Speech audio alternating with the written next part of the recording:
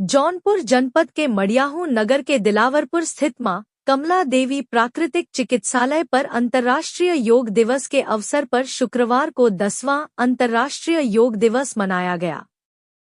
बताया जाता है कि मां कमला देवी प्राकृतिक चिकित्सालय दिलावरपुर मडियाहू में शुक्रवार की सुबह 10वां अंतर्राष्ट्रीय योग दिवस मनाया गया।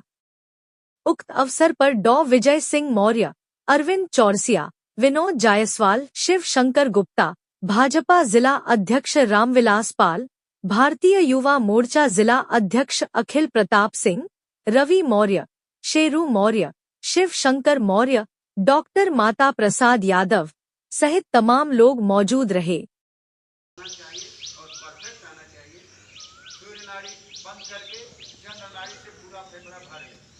भर जाए तो चंद्र नाड़ी का छिद्र बंद कर दे, सूर्य नाड़ी से पूरा वायु निकाल दे। जब निकल जाए पूरा तो उसके बाद फिर उसी से ले जो पूरा निकाल दे उसी से ले ले, सूर्य नाड़ी से ले ले, फिर तब चंद्र नाड़ी से निकाले, जिससे निकले उसी से फिर लेकर तब वहाँ से तब उसको बंद करिए।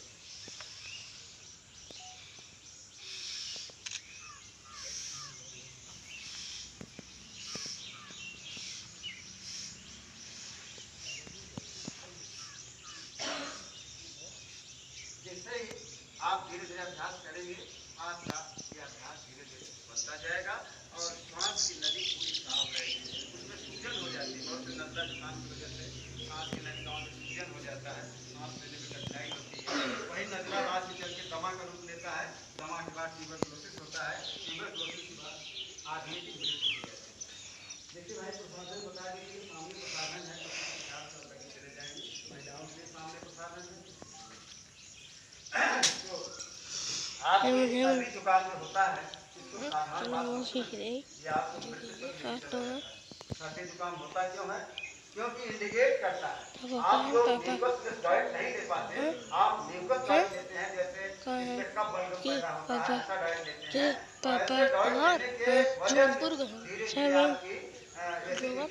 माने अम्लता बढ़ती जाती है और ये इंडिकेट करती है, नाक जाम हो जाती है और कभी कभी आँख से कीचड़ निकलने लगता है। ये सभी चीजें क्यों होती हैं? क्योंकि एसिडिटी आपकी बढ़ी हुई है, आपका नाक फाक सब जाम है, कफ बलगम निकल रहा है। ये केवल संकेत है, सिग्नल है, ऐसा नहीं कोई रोग है।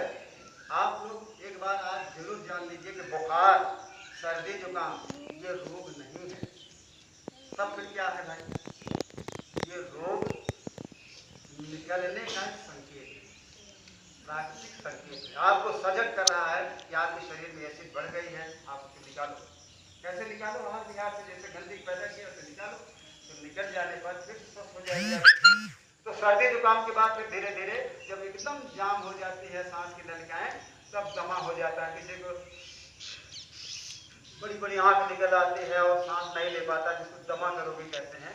दमा का रोगी क्या है? वही सर्दी जुकाम का बढ़ा हुआ रूप, दूसरा क्रॉनिक रूप है। और क्रॉनिक डिजीज में आता है ये दमा।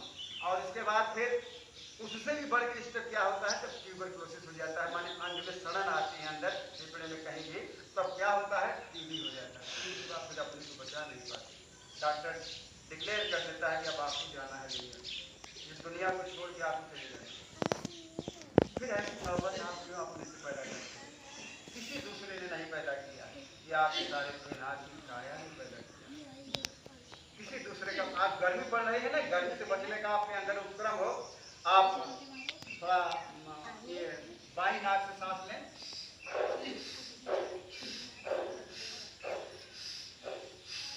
केवल बाई नाक, आपकी चंद्र नाड़ी सक्रिय होगी, आप उसी को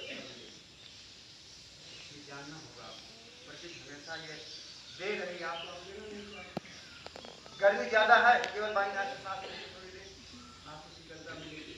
आपको एसी लगाने की जरूरत नहीं, एसी लगाना तो वर्तमान युग का हिसाब है।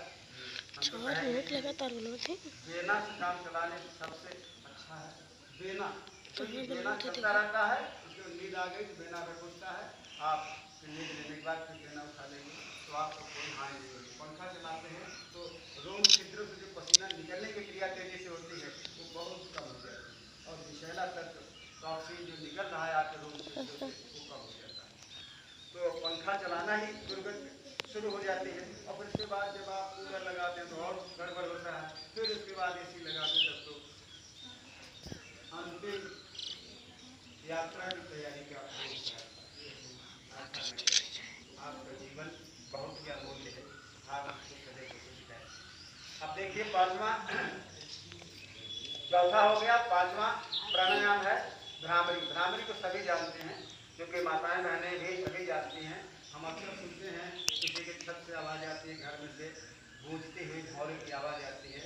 तो 3 अंगुलियों से, नीचे की 3 अंगुलियों से, ये कनिष्ठ, अनामिका और मध्यमा से आप आंख बंद कर लें और तर्जनी जो है मस्तक पर रख लें और दोनों अंगूठे से कानों के क्षेत्र को बंद कर लें।